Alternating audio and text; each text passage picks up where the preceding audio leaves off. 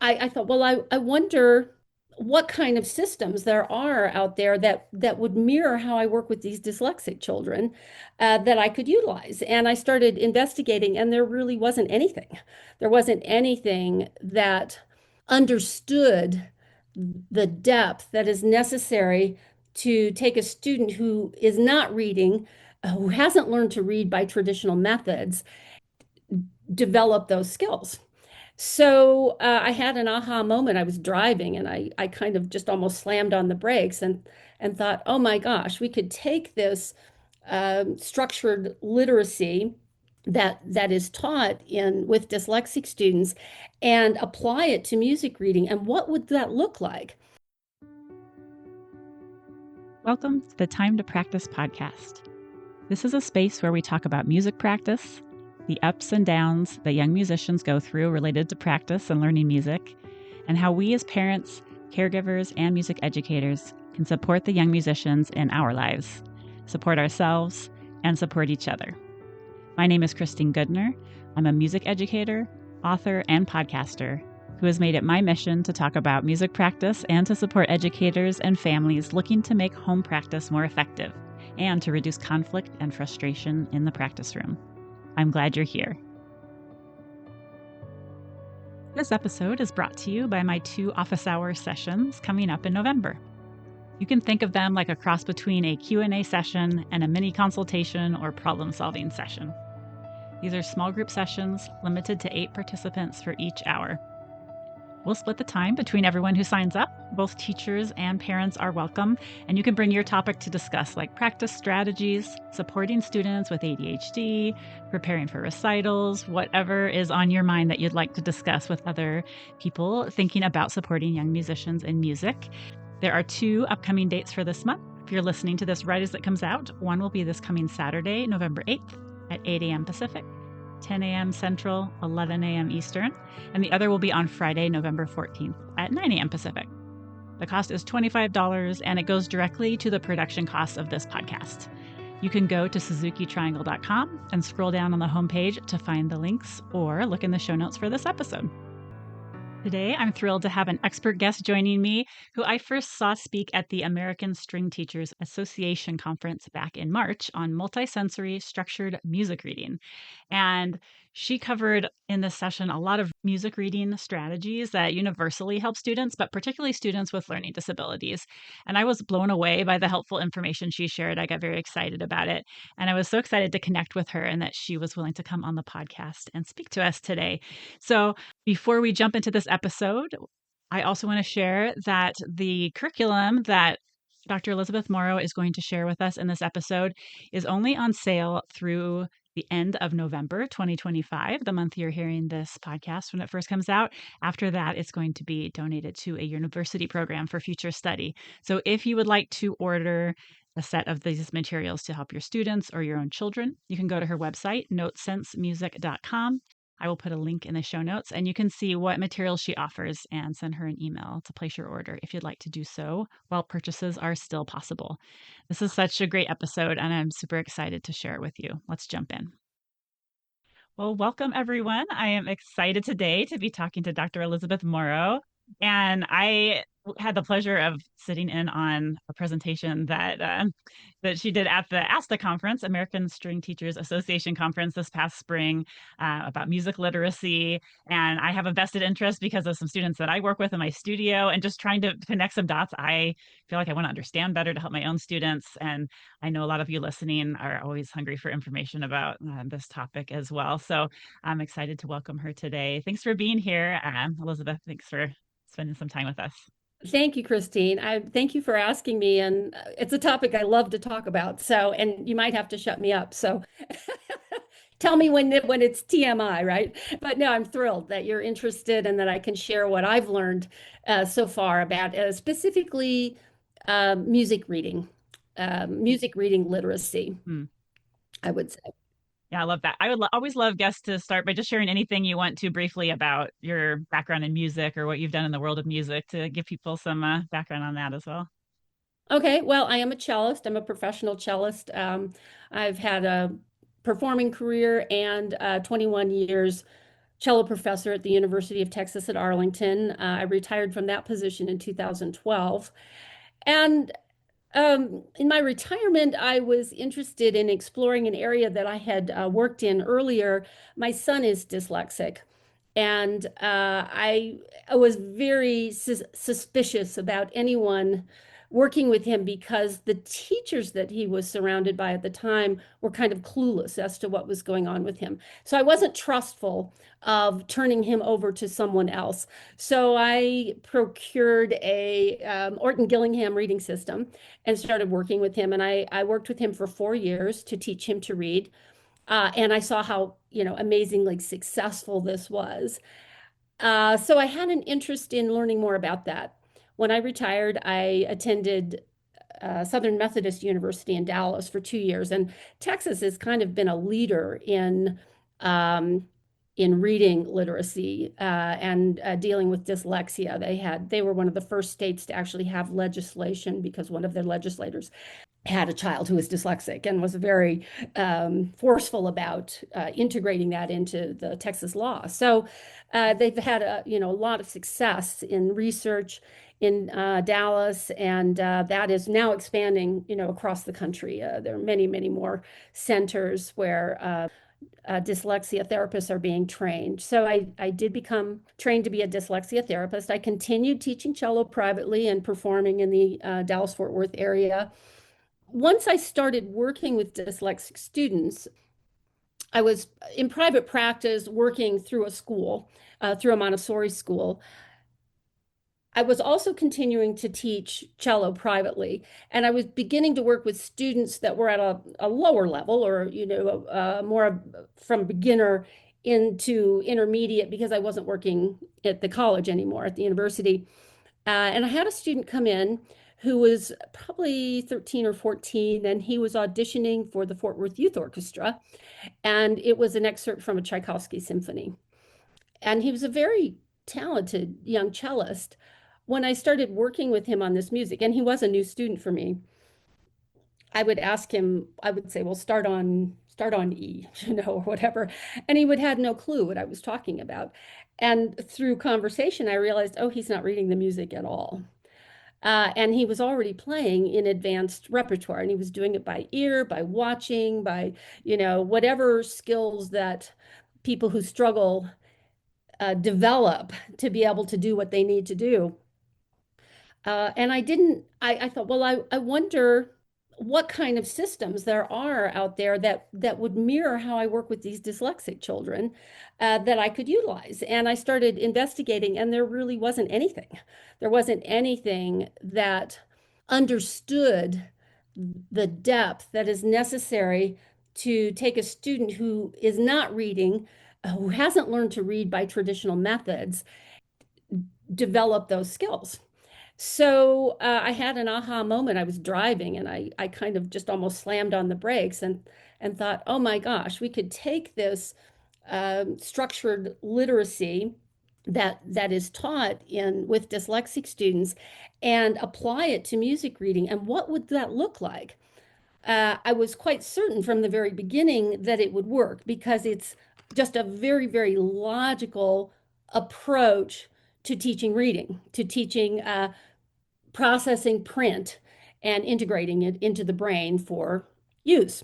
But since there was no model for that, I really had to start at the very beginning. Unfortunately, this particular student wasn't able to benefit from this because it didn't exist.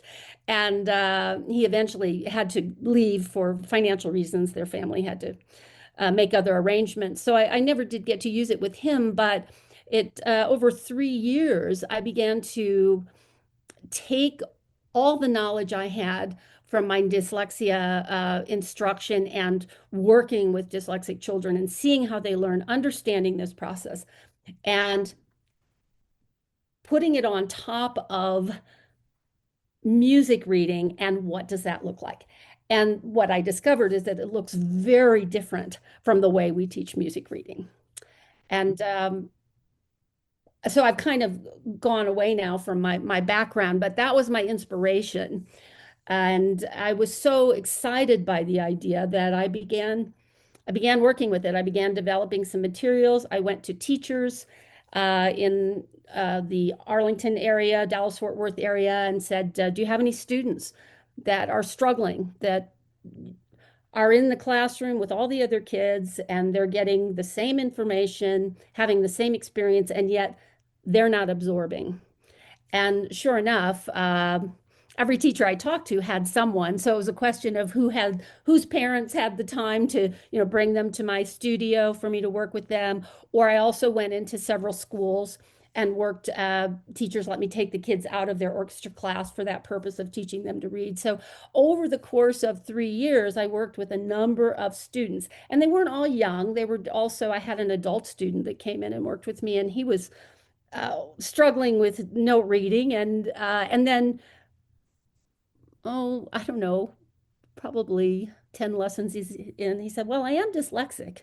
And I said, "Oh, okay, let's let's reverse this and start over again, because again, I'm used to teaching sort of a traditional, we're learning this little line of music, so we need to know these notes, that kind of thing. And then so you're learning it through the process of playing.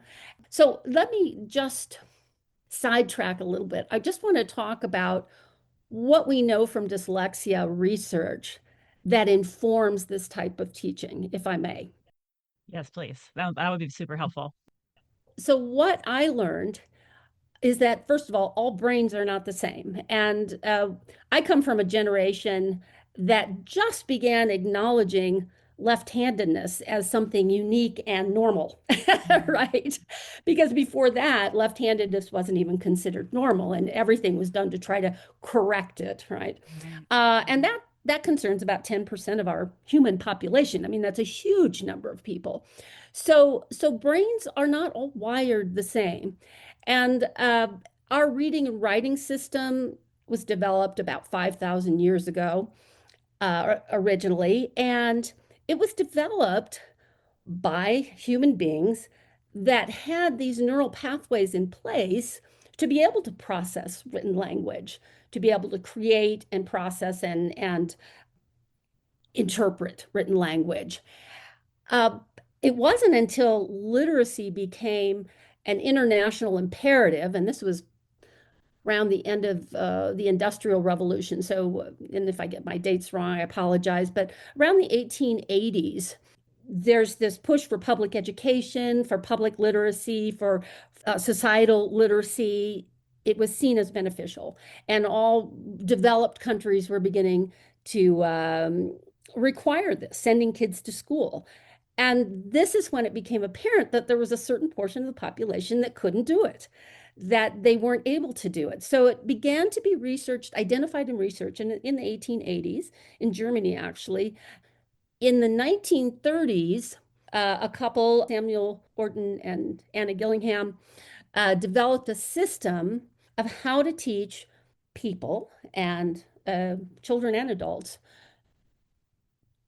in a way that develops the wiring system so that they can become fluent readers and writers as well.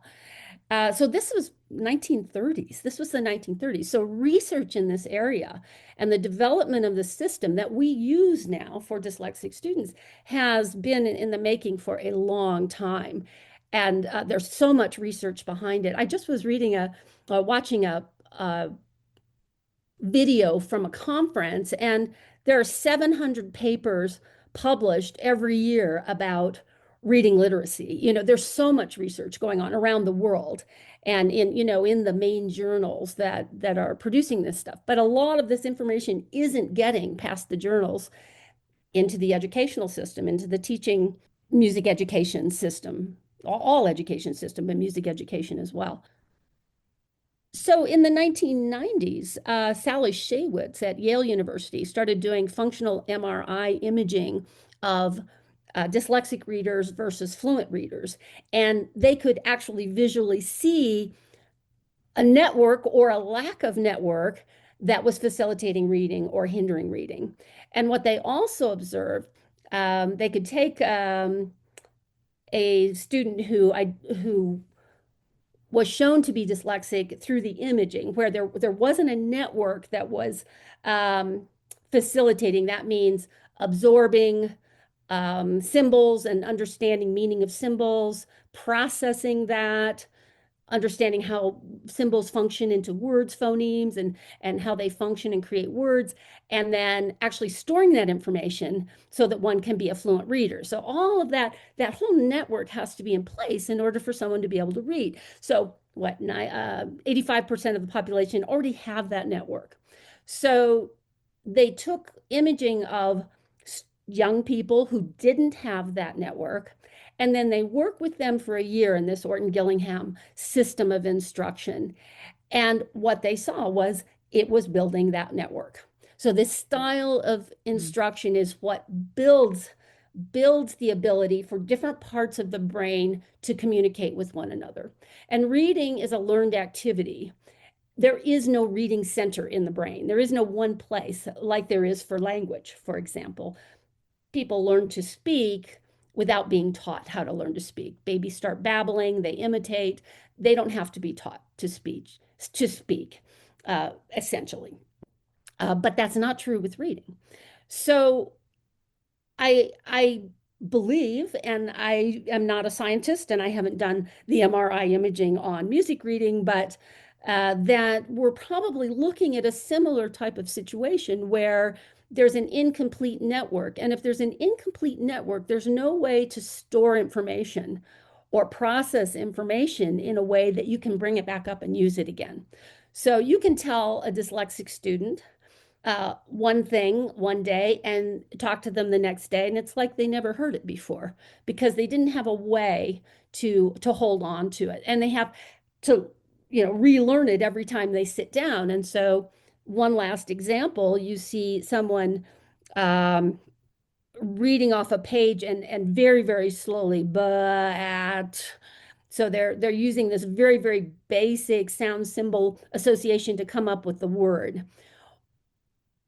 That word doesn't go anywhere, right? Because that you don't have. So every time this reader is sitting down to read, that's how they're reading. They're having to go through at that very, very basic level, and they never develop as readers. And what they see in the imaging is that the frontal part of the brain where that processing happens, that initial sound symbol association, is way overactivated. And then the other parts of the brain that are necessary for processing and storing are not active at all. So that is a slow reader right there, right? Mm. All right. So if we translate that into music reading, I don't necessarily, or it hasn't been my observation, let me put it that way, that there's a one-to-one relationship between dyslexia and music note reading. There can be all sorts of reasons why someone is struggling to read music. One of the students I worked with had short-term memory deficit, I think they called it. She had a diagnosis of that, and yet she was very successful in this program I took her through. She wasn't dyslexic necessarily, right? I've now begun working with some dyscalculic students, or I had actually from the very beginning. Now I'm working with one specifically and kind of monitoring her progress and taking notes about it to track. Dyscalculia is a math disability, and the inability to process and understand relationships of numbers. And so we're talking about relationships of fractions. We're talking about music reading. It's a huge part of reading music, and these are kids that it's baffling when you see a kid struggle with something like this. You don't understand it. When I was teaching my son, well, before we knew he was dyslexic, and he was reading something from first grade. I mean, barely reading. He was trying to read. I was asking him to read for me, and he'd read the word the, and then the next line down, he'd try to sound it out. T, huh, and I said, well, wait a minute, you just saw that word, you know? So, context becomes important, or having heard someone read that and then just being able to, mimic it, but to actually, again, retain and apply that information is where the breakdown occurs. And so when you see that in note reading and you're working with a student, they seem to get it, and, they get it that day, and then the next day it's like it was never there. The kid feels stupid. The parent feels frustrated. The teacher feels frustrated. One of the students I worked with when I was researching this and sort of developing a system was dyslexic, and her mother was an academic language therapist, and that's how I actually got to know this student. And she was in eighth grade. She was a top violinist. She was the first chair in her orchestra. And she would come out of her lesson every week in tears because her teacher was so frustrated with her for not being able to read music. And she was getting ready to quit. She was going into high school, preparing for high school, and she said, I just can't do this anymore, you know. Mm. And I worked with her that summer, and it changed everything for her to be taught in this in a much more structured, codified way. And this might be a good time to begin to talk about what that actually looks like in note reading. I just wanted to give this background.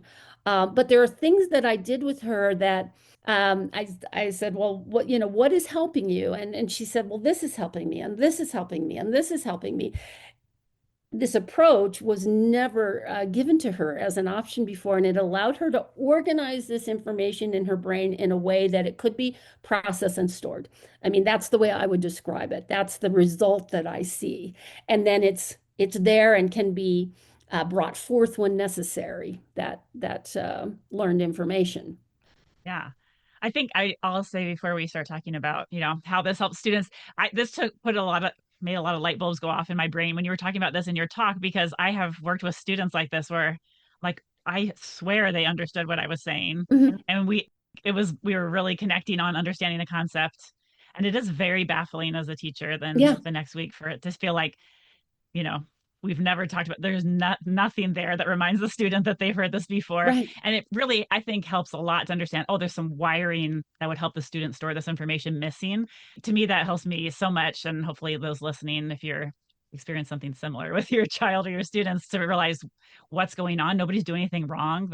right. There's something, support that's needed. It makes a lot of sense. It helps connect some dots. I think maybe other people listening will feel the same after having heard you talk about that. So I appreciate you explaining that. I hadn't heard that before. I put in that way. So Absolutely. It sounds so simple to say, well, this child can learn, but they have to be taught in this particular way. And it almost sounds like, really, really, they're just not trying. It's so easy to dismiss, but this research in dyslexia has shown it. I mean, this has been, scientifically proven, you could say, that it's necessary and that it works. So what does that look like in music reading? And let me just say, first of all, the problem that we have with music reading is that generally, and I'm not going to speak for every person on the planet, but generally in our music pedagogy, we're teaching music reading as an attachment to playing the instrument. So learning to play an instrument, and I think Suzuki is an excellent example of this because it is so structured. It's step by step, and you start with the very, very simplest standing, and then getting used to holding and I'm not a Suzuki teacher, so I'm probably skipping steps, but holding the violin under your arm, and then how to pick up the violin, and how to, all posture, and uh, step by step by step, and it's repeated until the student doesn't have to memorize what they're doing. They're physically absorbing what they're doing. mhm. So they get to the page, they get to the place where or well, let's say they're not reading, but let's just take now traditional beginning students where they get to the point, they know how to hold their instrument, and they're looking at the page.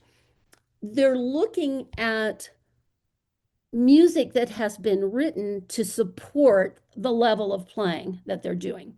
So let's say their very first songs are going to be open strings, right? We're going to learn how to pull the bow, and we're going to read that note A, and we're going to read that note D. That is not a logical way to teach reading. That is a logical way to begin playing, right? So we're taking this entirely different system and putting on top of a system that works very well, which is the teaching how to play system, right? So if we extrapolate the music reading and say, if we're going to look at if we're going to do something that's structured and logical, that starts from the very simplest place and then expands, building on itself. So everything you learn is a step beyond the thing you learned before, right? So it's very structured, cumulative, sequential, extremely sequential. What does that look like? And it looks totally different from how we teach music reading. So, because we're not going to look at, I have to play this, therefore I have to be able to read that. We're going to look at, I want to understand literacy, which means not just having knowledge, but having understanding. There's a difference between knowledge and understanding, and I'll give an example of that in just a minute. I want to go ahead and just talk about what does it look like if we teach from a structured, sequential, cumulative approach in music reading. And the first thing I do is teach what the staff is, what a grand staff is, so that there's a structure upon which to build note reading. That is the structure on which upon which note reading is developed. And yet we tend to sit kids down and they're looking at a staff and they're looking at a note right away, right? And what is the staff? It's just these lines. Well, if we look at it in its entirety, we begin to understand, oh, there's an alphabetic sequence here, right? From top to bottom. We can say, and when I started researching this and working with kids, I would do a little assessment and I would say, okay, here's a 3 octave scale. And these are all students who have been in orchestra probably a year. And so their colleagues are looking at their music and reading, and they're looking around the room trying to figure out what to do by what the person next to them is doing, right? So that's sort of the level that generally that I started working with. Mhm. I would say, okay, so this note on my 3 octave scale at the bottom, this is A. Can you please touch and name the notes on the staff, on the grand staff, 3 octaves? And not one of them could. Not one of them understood, that, and I would tell them then, I'd say, okay, well, let's go ahead and start with A, and let's just say the letters of the alphabet, A through G, A, B, C, D, E, F, G. I said, okay, that's all we have to do. And then we're going to start it over again. We're going to do it again. And then we're going to do it again 3 times, right? And so they do that, and they can do it immediately because they all know the alphabet. And an extraordinary thing happens. There's an empowerment because all of a sudden they, on their own, have told me all the names of the notes on the staff. And this was a student who thought they couldn't read. Now, they're not truly reading at this point because they can't do it out of context of that, scale. But it's the foundation upon which we build our note reading. We use this concept of the alphabetic principle because they can always rely on it. The notes are always going to be going in that with that relationship, right? Even if they didn't, even if they had no other reading instruction from that point on, and I said, I want to know where a D is, they could find it, right? They could find it. That is empowerment, and that is knowledge. Knowledge is and that is understanding. So the knowledge is there's a note D on the staff. Understanding is that it's part of this bigger structure, and if I understand the structure, I can do that to any one of these notes. I don't just need to know that one note. When we're learning in the more traditional method, we're learning open strings, we're learning D, and we have to memorize, oh, that's D. And then we're learning A. Oh, we have to memorize, that's A. Okay, that's A, that's D. Okay. Kids with learning differences can't often memorize. They have to understand the bigger picture in order to fit the information in. And that's how we build the network, right? So first of all, having an understanding of the staff and then also learning the terminology around that so that they can talk about it. We can talk about it with them, giving names to everything that they're looking at. So that's the first thing. There's so much I'm not going to have time to talk about, but I want to run to or veer off to some basic instructional principles. So the first I just introduced the alphabetic concept. So when I start teaching pitches, we start with A, and we don't go on to B until they know A, right? And that happens fairly quickly. But once they go to B, we don't learn any other notes until they can play A and B fluently.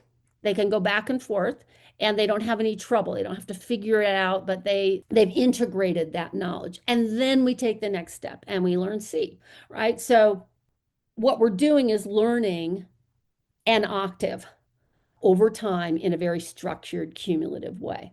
And I teach it every new pitch I teach the same way. And I'm going to hopefully have time to talk about that also, but I'm going to go on to the principle of rhythm because now that's another complication. The most difficult thing about reading music is that every note that we're looking at gives us two pieces of information. So we have to understand both pieces of information in order to be able to decipher what's in a measure. And if someone is dyscalculic and struggles with this concept of fractions, relationships, number relationships, they're going to struggle with reading rhythms. So the way we teach reading rhythms is starting with a quarter note. And again, this is based on what's the easiest thing to play. All the little songs that we're going to be playing at the beginning are going to be quarter notes. We don't have to use a lot of bow. You don't have to have a lot of bow control to play a quarter note, right? So it serves playing to do that. But reading, it doesn't. And I like to give this example. If I were to say, I'm going to teach you the alphabet, but we're going to start in the middle, and we're going to start with the letter N, and I want you to learn it N through Z, and then we're going to learn M through A going backwards, and then I want you to be able to say the alphabet to me, right? My eyes are crossing already. Yeah. We don't teach it that way. No, we teach it in a very structured sequential way. We start at A and we end with the Z. And if you're lucky, you learn LMNOP instead of LMNOP, you know. That's what we have to teach dyslexic students. They have to learn each letter. They can't just sing the song, you know, they have to understand each letter. So the way we teach music reading is starting in the middle of that structured, logical, sequential way. The way that I developed to begin is we start with the whole note. We start with at the end of the note that contains all other possible values. So we teach the whole note as an entity that contains four parts, right? So from the very beginning, the kids are learning to read a whole note with four beats, with a metronome, four beats, right? We don't define what those beats are called yet. They're not called, they're just called beats. And that is the definition of a whole note, right? Beats can be fast or slow. Whole notes don't have to be slow. They can be fast.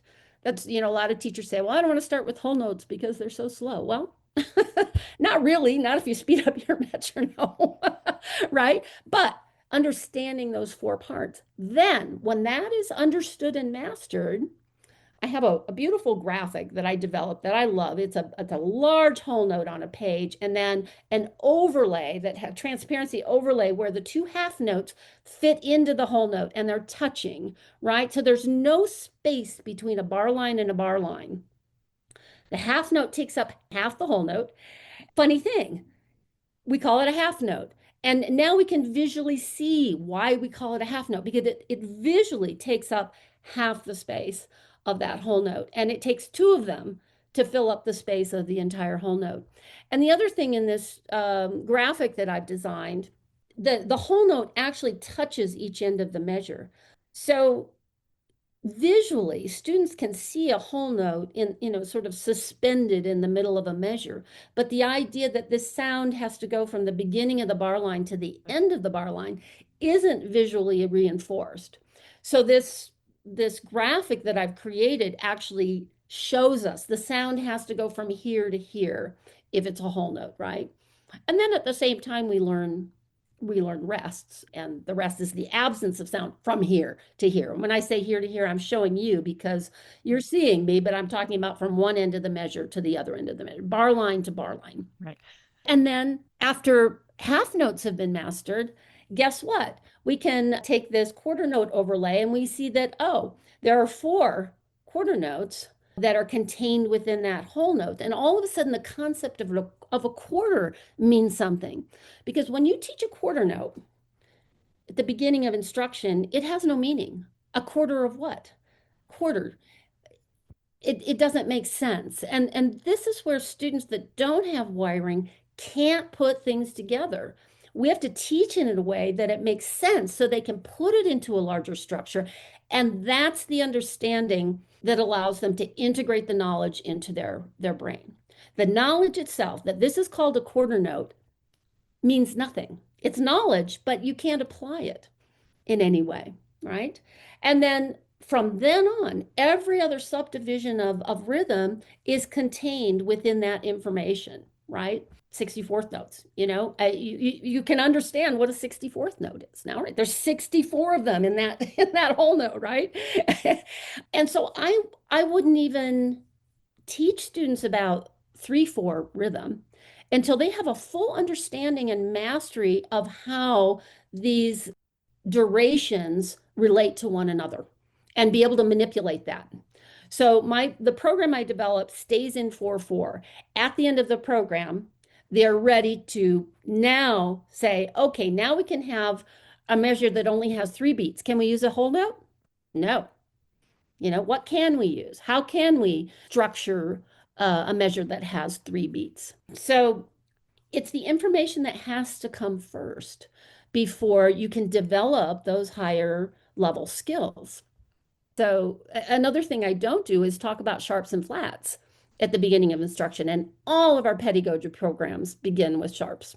And in the band instruments, it's flats, right? And this came again when I would assess students and I would show them a picture of a sharp sign and I'd say, do you know the name of this symbol? And some of them did. They knew it was a sharp and or they'd call it a hashtag, which is fine. And do you know what that means? Well, it means that you're going to have a space between your first and second finger. And I'd say, well, okay, that's one possible interpretation, but that's not really what sharp means. I don't tell them this at the time, but that's what I'm thinking. So they do have this knowledge, but how is that applicable to reading sharps in music? It's not, because there's no understanding of what the purpose of a sharp is. So I determined that I don't want to be teaching about sharps and flats until they can read an octave and then be introduced to this concept of half steps and whole steps, the patterns that we use in music reading, and then the necessity for alteration and why we alter pitches. And then it's not about fingering. It's about literacy. It's about understanding how to use this knowledge. So I think that covers sort of the main principles of the approach. The last thing that's very, very important, and this is the multisensory aspect. I just want to say this is the thing that confused me at first because I thought, okay, well, we're reading and we're playing an instrument. Well, that's multisensory. But again, those are two different focuses. Right. Foci. If we just look at the music reading, how are we integrating multisensory instruction in the reading process? So there's expressive learning, and that's where you're writing. We have the reading and the writing components in our learning. And if we're just learning, if we're just bringing that information into our brain, that doesn't automatically mean we can produce it, right? So to really attain mastery is to be able to read it and then to be able to take it from our brain and put it down on paper, to write it, to be able to use our body to create this. So the information we bring in is the reading, and the information we put out is the writing. So everything that's learned in this system that I designed incorporates that every process. So first of all, when we're saying the 3-octave alphabet on the grand staff, the kids are touching each note. They're interacting with the page physically, not with a tip of their bow, but they're physically feeling where that note is, this scalular structure, right? It's step by step, right? They're seeing how it's going from low to high thing, but it becomes a physical action. And they're saying the names of the notes at the same time. So they're touching and they're naming. This is a real basic thing that we do in dyslexia instruction, touching and naming, interacting with the page. Uh, so when I introduce a new pitch, we talk about where is this pitch?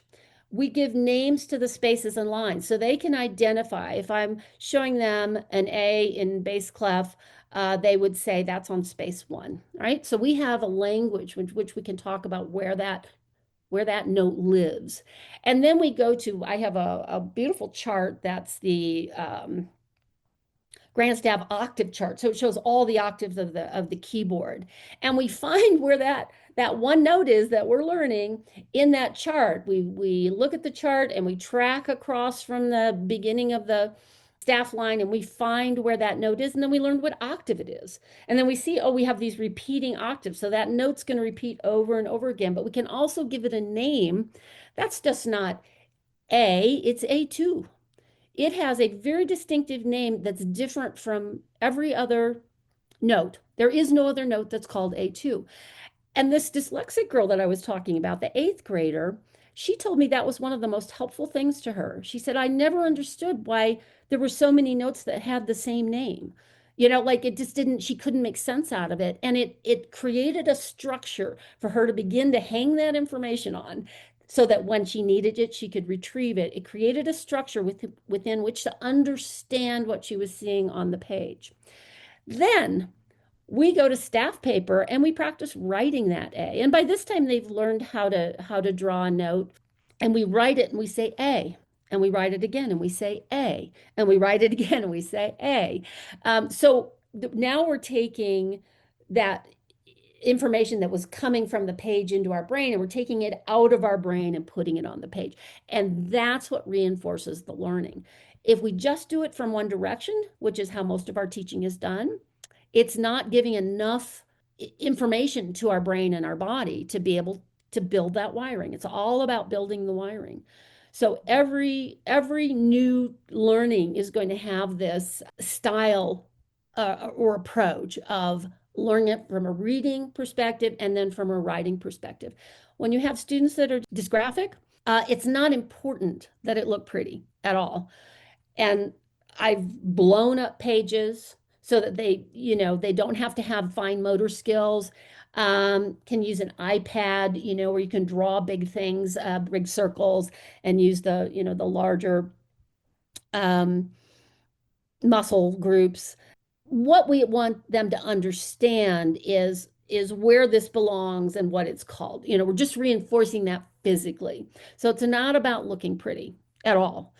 And I taught handwriting as part of my dyslexia instruction. And it was interesting because I think I was particularly good at it because I taught cello and holding the bow is very much like holding a pencil in many ways.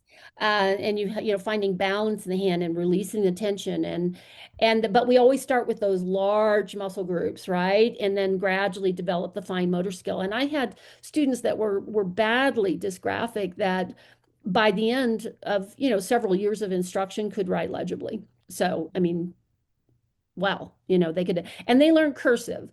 And the advantage of that is they don't have to pick up their pencil, right? The pencil's always moving one direction, and there's sometimes directionality issues with dyslexic brains. So again, this doesn't necessarily all translate into music reading, but for many students it does. So it's all important information to have in our basket of information, that we can pull out of. Yeah, absolutely. And just to go on what you just said, I think what I see a lot as a violin teacher is the direction of the bow up and down. That I see that there is not a connection. Yeah. My students have a really hard time connecting with that concept with who have a dyslexia diagnosis. So that makes sense to me. Have you found a method or have you found a solution that allows them to begin to retain and track that or I have found if we play together, they can follow what I'm doing, and so we Mhm. can get that going. And I think with a lot of time, we just start calling it a lot of different things. Like up and down seems to mean not much at all, but it start at the frog or move towards the frog, move towards the tip. Yeah, Some other things have helped. I feel like I'm just throwing spaghetti at a wall, like experimenting, but I can see yeah. it's a real um it does take care of itself over time, I find. But at first, when I'm like, what's going on? Yeah, maybe we're just building that wiring over time in the lesson, Yeah. Yeah, absolutely. I mean, the repetition is essential. And I'm thinking, I'm already, thinking, oh, let's see, what would I do? You know? Yes, I would love to hear. Yeah, Well, it might be something as simple as place the bow, pull down and push up, sure. pull down. And, 3 minutes of exercise doing that at the beginning of every lesson, just pull down, push up, if push and pull makes sense. I Right. mean, finding the connections that make sense to them that they can recreate, and then repetition. So I when I am teaching the students about where to put the stems on the note heads, we start with upright. So I think, we sit upright, right? We know that word upright. So we're going to say upright. So we're going to find the right side and go up, right? And if students have problems with right and left, well, we see that in dyslexia instruction. We do this, using putting our thumb out from our left hand and seeing the letter L, and that's left. So there are tricks for that as well. And the interesting thing is that it's even within dyslexia or within note reading, the differences are so diverse. There is no one model of what a brain looks like. And so we have to be so receptive to what that student's weaknesses are and what their particular need is. Well, it worked for the last student, but oh no, I got to start from scratch here. And sometimes we do. And that's where we become better teachers, Exactly. I think. And, obviously you're an example, someone who's really, Well, well, you're looking, like, for those solutions. yeah, Absolutely. Yeah. right, Um, right. And I think, for anybody listening, I think your message of repetition and like every time you start repeating that thing and finding a language that does connect with that particular child, but then repeat, and just knowing, okay, that wiring to store that wasn't there, but we're starting with it today again. And we're building it over time, maybe. Yeah, and starting at, making it at finding its simplest starting point. I think that, when I was looking at how to redesign music reading, and that was the big question, where do we start? Where do we start? And that was the fun for me. I like puzzles and figuring out, I like crossword, I look for solutions, and my brain loves working on that stuff. And it became, once I started thinking of it differently, once I was willing to turn it on its head, it became so apparent what was necessary and what worked. And I saw it work over and over and over again. It works at different speeds because different students process at different rates. And so we have to work within that processing speed. Yeah. But it works. Ultimately it works. Which is exciting. Yeah. Yeah, that's exciting. Yeah. Well, I wish we had like all day to talk, but I do want to say just for those listening as we're wrapping up, if somebody's listening and they feel like, oh, I need more resources about this for my child, for my students that I work with, what would you suggest to somebody who feels very excited or intrigued by this conversation and wants to educate themselves or help someone in their life that needs this support? Well, I think being willing to rethink what that child needs. If they can't read a measure that has two half notes and two quarter notes, or I mean a half note and two quarter notes, just work on half notes. Like break it down, go back to what's simpler, and give the child time to master one thing at a time. The way that we teach note reading, they're confronted with so much information at once. There are many brains, a certain percentage of brains that just can't process that information in that way. So being willing to step back, say, not you should be able to do this, but how can I help this student do this? And I'm happy to talk to anybody about it that's interested. I'm happy to talk with teaching groups. I've done a number of Zoom presentations in the last several years. I am going to be donating this system that I've created to the String Project at Texas Tech University, Elizabeth Chapel there, and with the support of Lori Scott from University of Texas in Austin. are very interested in researching this further in a more formal way and really gathering this data and then hopefully being able to present it in a way that really affects our music teaching population, where they begin to understand the problems that some students are faced with and why we don't have solutions for those students. You know, what's missing and what can we add to our pedagogy that brings these students into the fold.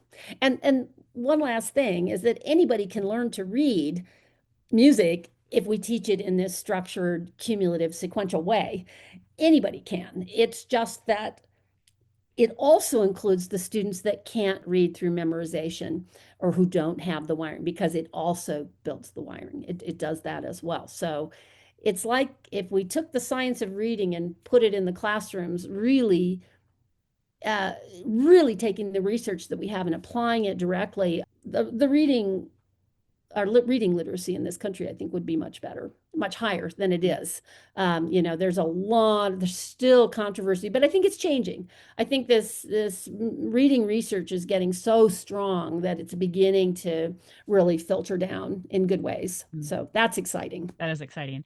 But we just need to do it in music as well. Exactly. I was going to say you mentioned, the left-handedness and how it's 10% of the population, but when we're talking about students, with a diagnosis of dyslexia, for example, that's even bigger percentage of the Yeah. population you were saying before we hit record. And I think that's it's an important it's important to realize that statistic and realize we're not serving. There could be a big group of our students who are kind of falling through the cracks of learning to read this music if we do not address or think about how we're teaching it. So Well, the problem, that we have in music is that kids don't have to learn to read music. So if they can't do it, they quit. And there's no consequence. And that's why we have all the research in dyslexia, because students do have to learn to read. So there's a mandate around that. And we just don't have that. And there's not sadly, culturally, there's not a mandate for reading music. And that it'd be nice if that was different, but that's not who we are as a culture today. So we have to deal with that difficulty as well. And that's how the kids really do fall through the cracks. They just don't have to do it. So, but they want to. I mean, I've never worked with a student that didn't really want this. They just couldn't, and how exciting it was for them to be able to become independent learners. So. right, right. And in Western music, yes, that we're based on reading and music literacy. There's certainly niches of music where people don't read music perhaps and are Definitely. and there's a place, well, yeah, there's many ways to do music that way. But in our Western music, if we want to participate at a certain level, we do want to learn how to read and we don't want to leave people out if they are trying to learn.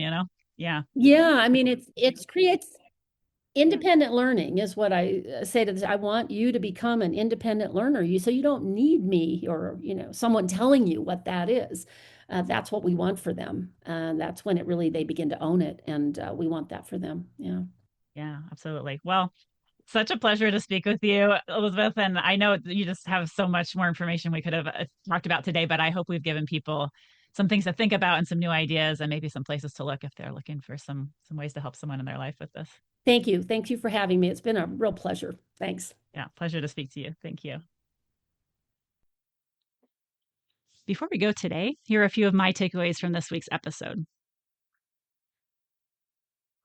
First, I think it's always a good reminder that, as Elizabeth Morrow said in this episode, all brains are not the same and all brains are not wired the same. And having solutions and resources that support differently wired brains is so important. And it's part of why I got so excited about Elizabeth's work. And I hope you feel the same. I think what she's done, taking what is known about print and literacy and reading development from outside the music world and applying it to reading music, is so needed and something that has not been researched or talked about enough, not that I've been exposed to.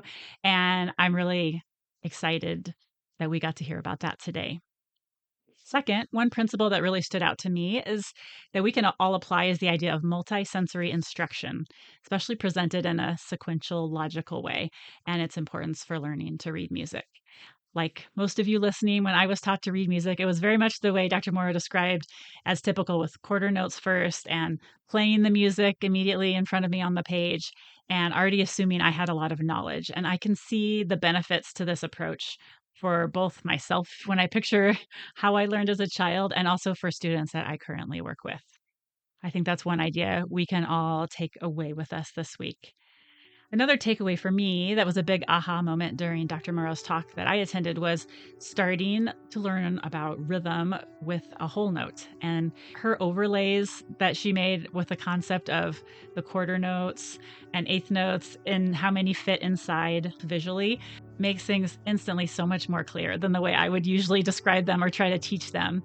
For example, seeing 8 eighth notes take up all the physical space inside a whole note made me really wish I had been introduced to rhythm in this way at some point as a young person, and to really want to adopt this concept for the students I work with. What can work for a student that needs extra support in their note reading can really work for all students and can be really helpful to adopt, because we may have a student we work with that does not have a diagnosis but could use the same kind of support. I'm so grateful for all the work Elizabeth has done to take her expertise as a certified dyslexia instructor and create resources for music educators and students to benefit from. So you can find her materials at notesensemusic.com. This is not an ad. I don't get any benefit from recommending it to you other than hoping the right people find it and can use it and it can benefit them. And you can order those through the end of November 2025.